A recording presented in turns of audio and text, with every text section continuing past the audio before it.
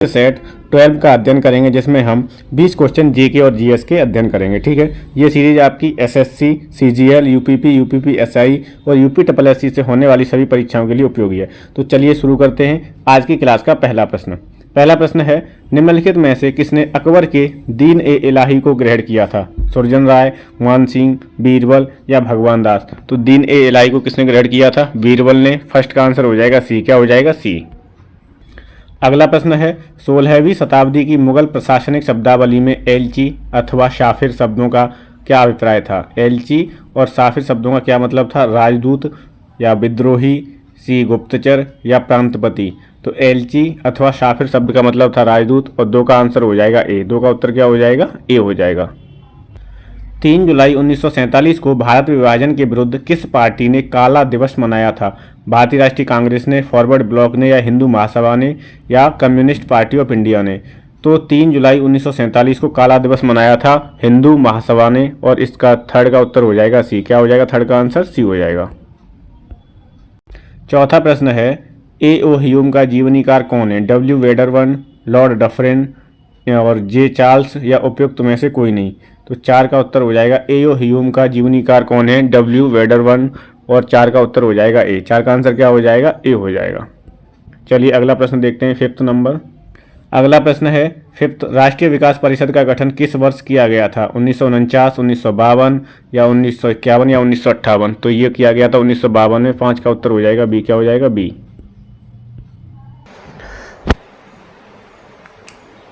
अगला प्रश्न है, 30 जनवरी 1948 को रेडियो पर किसने कहा था राष्ट्रपिता अब नहीं रहे? सरदार पटेल, जवाहरलाल नेहरू, राजेंद्र प्रसाद या राजगोपालाचारी?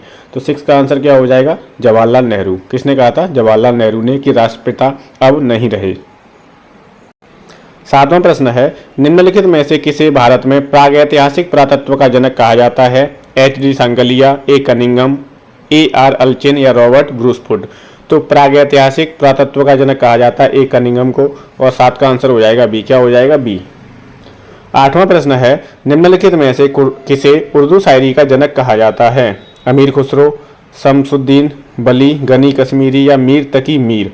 तो 8 का उत्तर हो जाएगा शमसुद्दीन बली। उर्दू शायरी का जनक किसे कहा जाता है? शमसुद्दीन बली को। 8 का उत्तर हो जाएगा बी। क्या हो जाएगा? बी।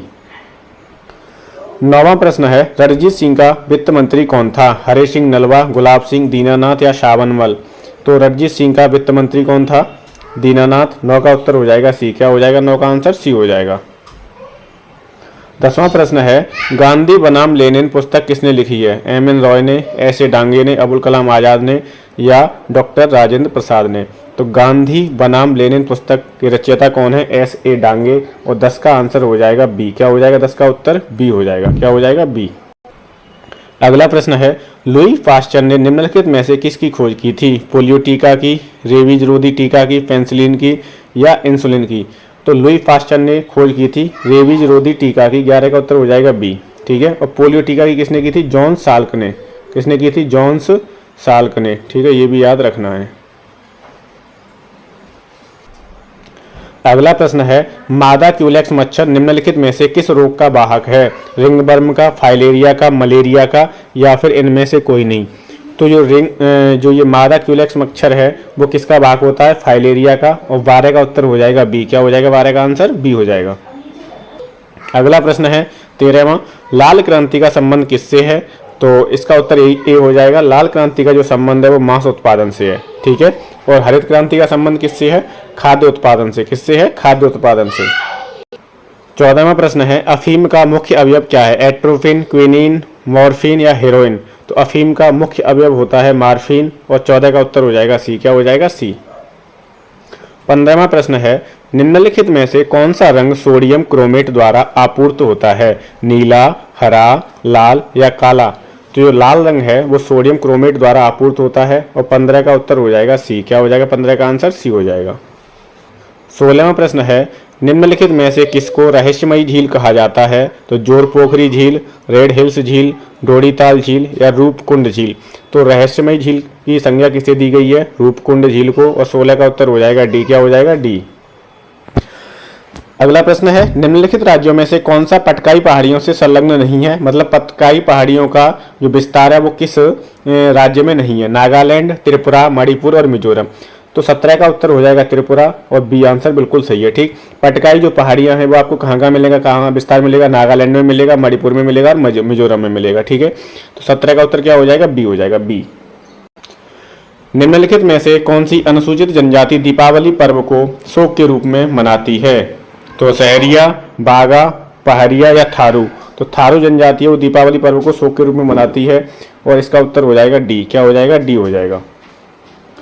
19वां प्रश्न है, राजीव गांधी वन्यजीव संरक्षण पुरस्कार दिया जाता है शैक्षिक तथा शोध संस्थाओं को, वन्य एवं वन्यजीव अधिकारियों को, वन्यजीव संरक्षकों को, उपरोक्त सभी। तो राजीव गांधी वन्यजीव संरक्षण पुरस्कार इन सभी को दिया जाता है। 19 का उत्तर हो जाएगा डी। क्या हो जाएगा? 19 का आंसर डी हो जाएगा। और इस क्लास का ये अंतिम प्रश्न है 20वां, निम्नलिखित में से कौन सी सर्वाधिक गहरी महासागरीय गर्त है? टोंगा या मैरियाना ट्रंच। तो मैरियाना ट्रंच जो है वो सर्वाधिक गहरी महासागरीय गर्त है और 20 का उत्तर हो जाएगा बी। 20 का आंसर क्या हो जाएगा? बी। ठीक है, ये आपके 20 प्रश्न कंप्लीट हो गए हैं और ये जो सीरीज चल रही है वो जीके जीएस की बहुत इंपॉर्टेंट सीरीज है, सभी परीक्षाओं के लिए उपयोगी है, तो इसका निरंतर अभ्यास करते रहिए। Thank you so much. अध्यापक मंत्रालय के साथ जुड़ने के लिए बहुत बहुत धन्यवाद। Thank you so much.